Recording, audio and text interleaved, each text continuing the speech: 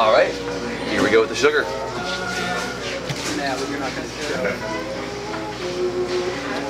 So this is basically pure sugar with some cinnamon oil added, and I bet you can smell it. If you can't now, you'll smell it in a second. Oh, you can smell it.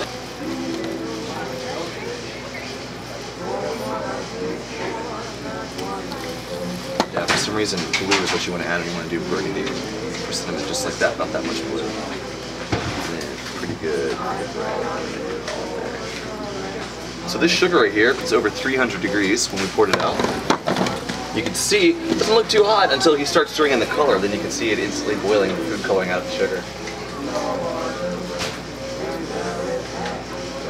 And this batch right here is going to make about somewhere between 70 and 90 candy canes. Some stripes, yeah, I'm going to get some candy canes out of this. Now you guys might notice that the table we're working on here is a pretty special piece of equipment. It weighs about 2,000 pounds, so as much as a small car. And it is about 130 years old. Why do you need such a ridiculous table? Well, because sugar has an extremely high heat capacity. So it takes a lot of energy to heat the sugar up. And once you cool it down, that energy's got to go somewhere. And of course it's going to want to go right into the table. Separate our candy here. You can see that stuff flowing down. You do not want to get on your hand. But the stuff that is touching the table, it's close to room temperature here. So we're going to be folding this over itself and letting that really hot bit heat up the cool bit, and vice versa, until we get a nice consistent temperature and texture, something kind of like separate. Really cool sound. Just a little bit more here. The temperature of the sugar is really important because temperature is what determines how the candy is going to behave. So a piece of candy that's too warm, if I was to try to make candy canes out of this, well, the stripes would all blur and blend together and it wouldn't look like much of anything. So if I were to do it too cool, of course, the candy would crack and break as I tried to build a candy canes out of it. So it's got to be just the right temperature, and we're getting quite close. We've got a little bit more to go here.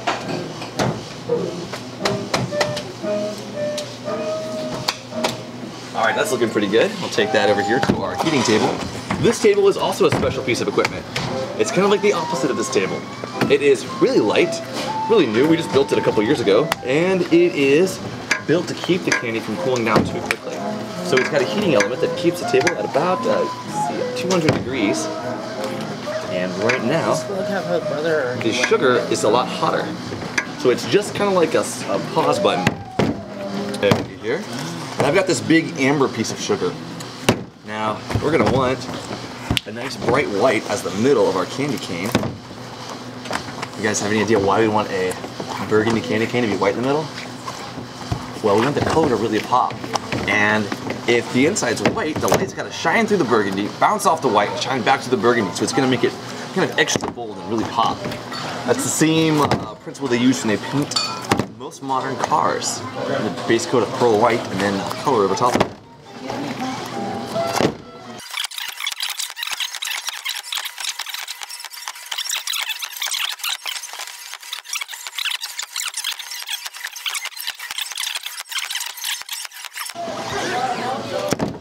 All right, Ari, I'm gonna give you a piece of this, and you want to take about a third of this off and stretch it with that.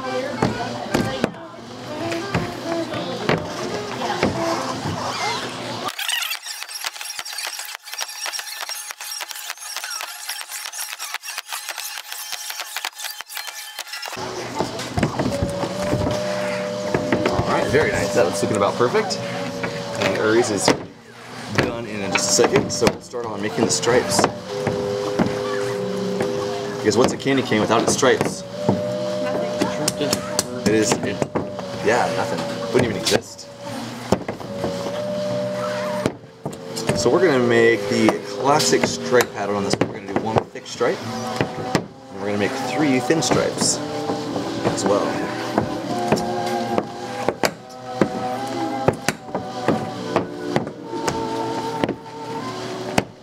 Alright, next we cut into quarters. I'll take my stripes off the heat for just a little bit. I want them cooler than everything else because I want the stripes to be really sharp and well defined. And the cooler the candy is, the less chance it's going to mix with the other colors.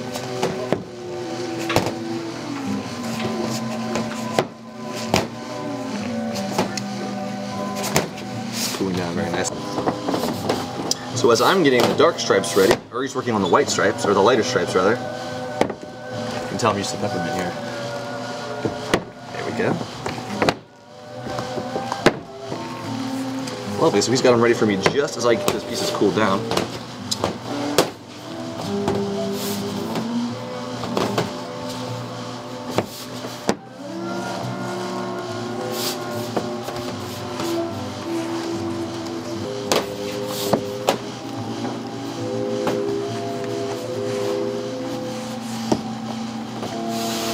Perfect, perfect.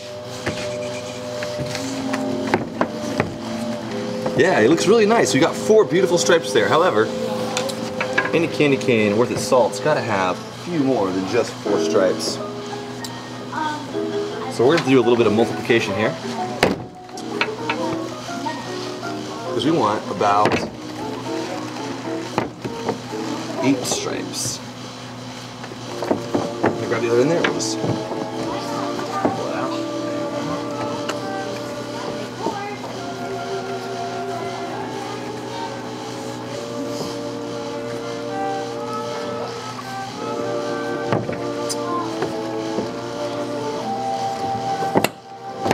cool thing about candy is whenever you need more than one of something, you just build one big version and cut it in half. So that's what we're doing with the stripes here, is building a big version of the stripes and cutting it in half. And we're going to do the same thing with all of this as well.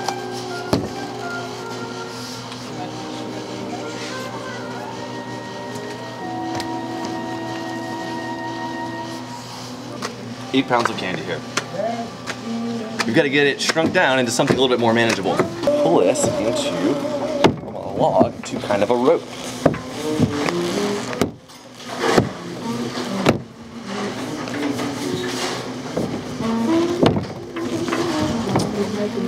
Cut that rope off there.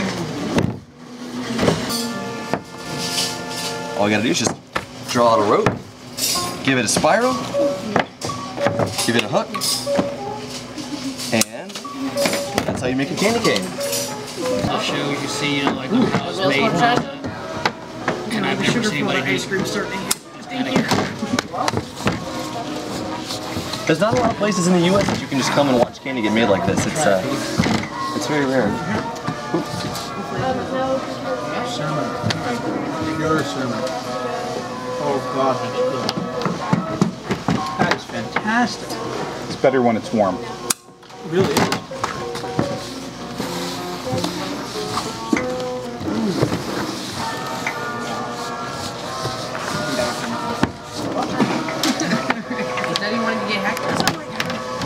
I don't know how to heckle you. I can't do that. That's the best one. Does it taste the same on that end as that end? It does. Here you go. And actually, that does lead me to something kind of interesting though. If I made this blue, pink, purple, yellow, red, or whatever, it would still taste exactly the same. If you close your eyes, pop it in your mouth, it would taste the same. Because here's the extracts, there's the colors. You know, they're totally separate. However, a lot of my more astute customers have noticed that a lot of the fruit flavors, the inside, the white inside, the background of the little fruit picture has a more robust flavor. And why do you think that is? So 2 reasons. One, it's stretched. So there's air in there, and so it dissolves a little bit faster, which means that the candy, the sugar, and with it the flavoring is hitting your tongue at a quicker rate. Oh, that's fantastic. One of the other things you'll notice is we're talking about how the color changes based on the white on the inside of the flesh. You can actually see this because these have come down in you're pulling them off sequentially. So the ones up here came off first, and the ones down here at the bottom came off later. So you can see how they get they're darker up here because there's a higher concentration. That's fine. So it goes. But are you coming in tomorrow? Yeah, I'll come in tomorrow. Okay, cool.